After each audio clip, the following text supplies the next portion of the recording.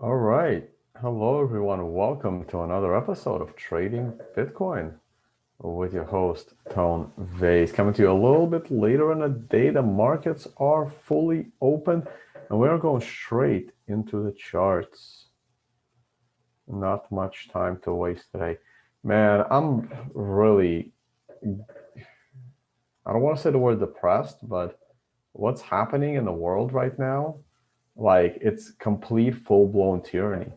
Um, there was hope that when the Biden administration took office, they were going to eliminate COVID so they can look like heroes. Because the worst option was they were going to double down and triple down on COVID and remove any rights you have, like all of them. Like you can't leave the house, you can't move around the world. And that's where we're headed. And it's really, really like awful what is happening. It's really awful. So we can look at the Bitcoin charts and let's hope the price of Bitcoin keeps rising.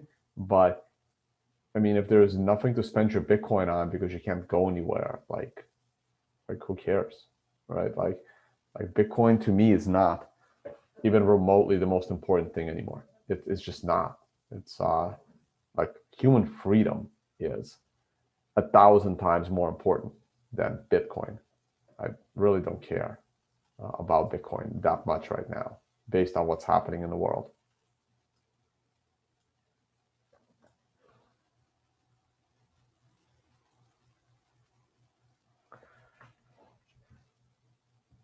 So the weekly chart is getting back up. Again, it looks kind of, the structure still looks bearish to me. The weekly MRI is still pretty bearish. I haven't owned a TV in a decade. So what does that tell you about me watching TV?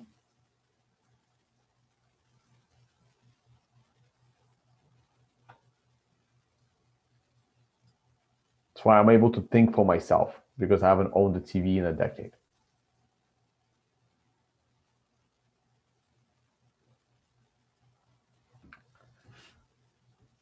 So the weekly chart, the MRI is still bearish. The moving averages are still declining and we're still below it. The lucid SARs are still declining.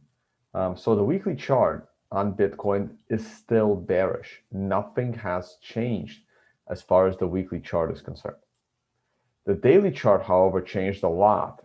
In fact, I'm ready to delete all of this because this no longer applies. We have made it to an MRI buy. And right now we are having a positive day. So if today ends as a positive day, especially if it breaks yesterday's top,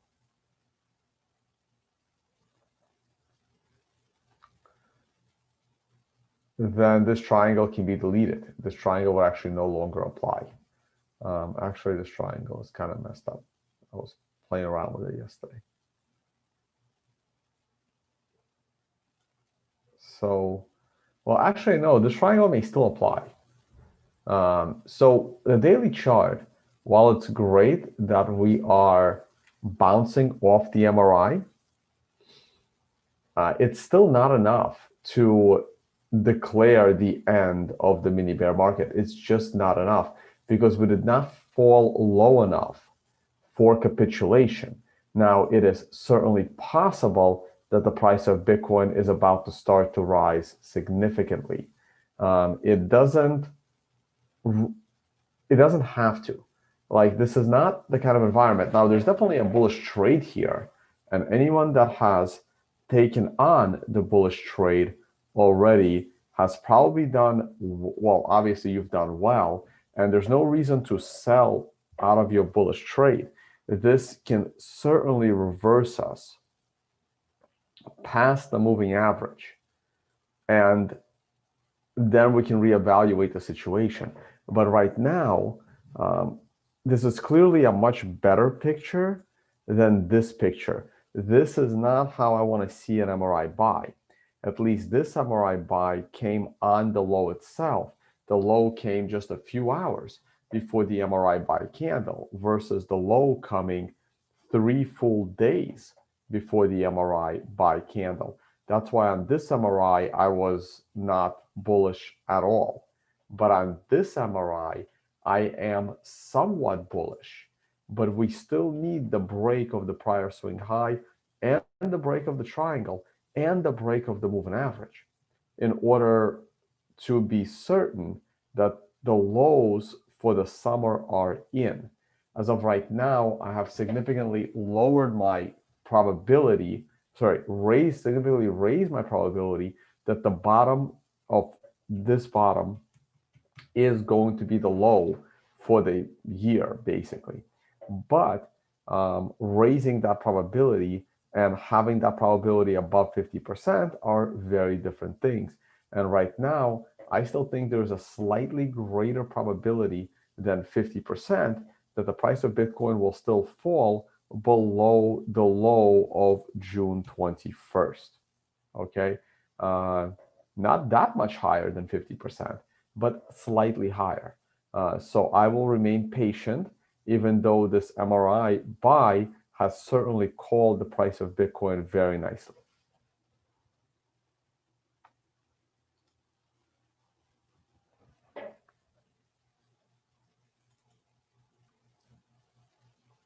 The 1 hour chart looks bullish at the moment. Just had like, look, it's 1, 2, oh, look at that. Wow, we ended up popping right on an MRI. That's interesting. And this looks like it's ready to break it. So I am bullish right now on the 1 hour time frame and probably the 4 hour time frame. Yeah, this is definitely a bullish looking chart of the 4 hour time frame. Interesting. We just had an MRI top, so profit certainly could have been taken. If next candle starts trading above current candle, which starts in 5 minutes, I become a big bull on the 4 hour chart as well. My computer restarted, so here is GBTC. Like I've been saying, guys, the premium needs to get above this line. This was my buy the dip line. We did not hit it. This is my buy the breakout line. We're heading there now. So let's see if we can make it past that.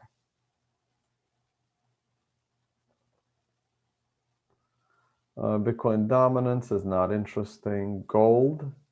I'm generally bullish on gold. We had a bit of a dip this morning again, but we're now bouncing back. This is it. This is the 1 to 4 candle correction playing out. If this candle closes as a red candle, I mean, that's a bearish trend, and I shouldn't be bullish on gold. So right now, I would just stay in cash, and I wouldn't have any gold positions. This is oil. Oil perfectly bounced off of the prior resistance, the prior area of consolidation. I am now very bullish on oil. Get ready to pay more for your gas at the pump. S&P 500. I am bullish on the S&P 500. We are about to break the new all-time highs. Just like oil, perfectly pulled back to the prior area of to the prior swing high, basically. And this was going to be my area of concern. That is no longer an area of concern. This is now the area of concern. I give it a way higher probability that we break the prior swing high versus breaking the swing low 3 days ago. This means that a bunch of stocks that I was looking at before should be bullish. I'm still not sure.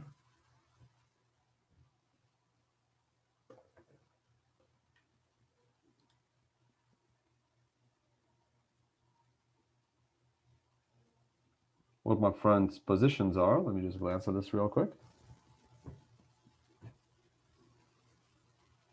I guess that's their stop loss. Oh, right. Okay. I'm curious what happened with this stock. This is PSX. I'm going to go take a look at that. What is this? DocuSign. Oh, whatever this is doing well. I mean, like I said, I was bullish right here on this breakout, even though it was an extension C, but based on structure and the green star, it made me bullish. And I am still bullish this stock. I'm not even sure if they're still holding it, but whatever this thing is, I'm bullish. By the way, there is going to be a private Q&A in like 5 minutes. I'm about to end this video, and then we go to private Q&A. And the other one I want to look at is PSX. So, man, this thing reversed right at the two. What was the high for the day? The high was 74.30. And let me see. See, here's why I hate price targets, because I'm about to tell you guys what happened. Where is it? Jesus. What did I suggest for an exit? So I think I just missed it. I'll look for my own comments. God, that air sucks.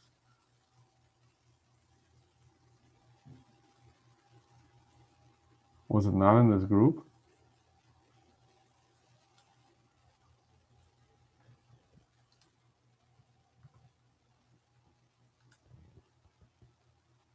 Can't find it.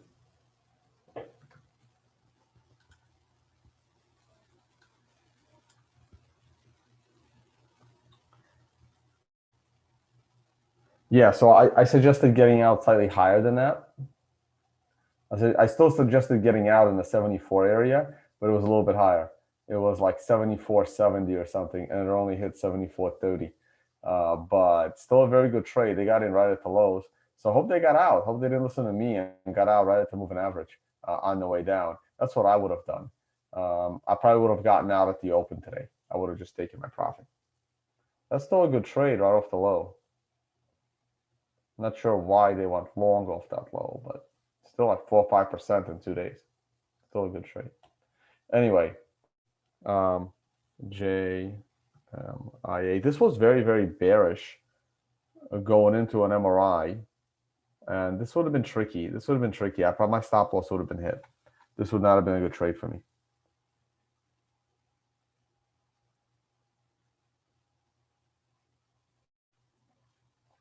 All right, guys, I'm gonna do a quick private Q&A, and then I'm gonna move on with my day. Yeah, sorry, I was just like reading Twitter this morning, and like seeing what's going on is horrible. All right, guys, this is it. We're still gonna try to do the conferences. This is still on go. Ticket sales should start by the end of the month. There's also the financial summit, which will also take place in Dubai. And you can always check out my website. Here's a free learn trading section. Here is the private Q&A, which I'm about to do, the on-demand videos, the MRI videos. The conference was really fun yesterday. The conference was great.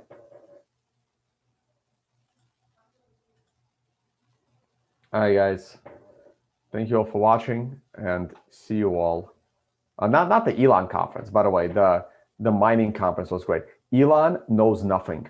Elon knows nothing about cryptocurrencies. Oh my God. I think this was the first time Elon was on a panel and he literally showed the world that he knows absolutely nothing.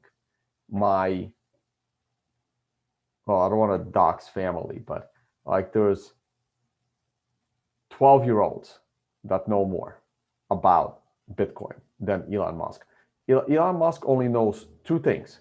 Here's everything Elon Musk knows about cryptocurrency. You hodl it to make more money, and you don't let other people hold your private keys. Those are the only two things that he said that are worth listening to. Everything else he said, he literally doesn't understand anything in crypto. And anyone that listens to Elon Musk is a complete imbecile. The man doesn't he didn't even read. He didn't even read the white paper. He didn't even open the white paper.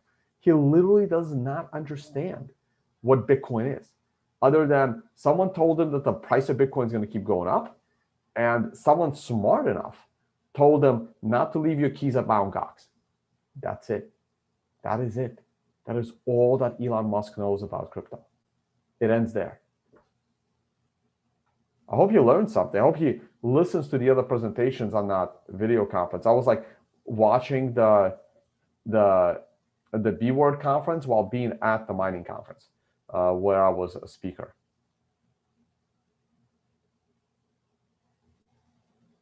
All right, that's it. Thank you all for watching, guys, and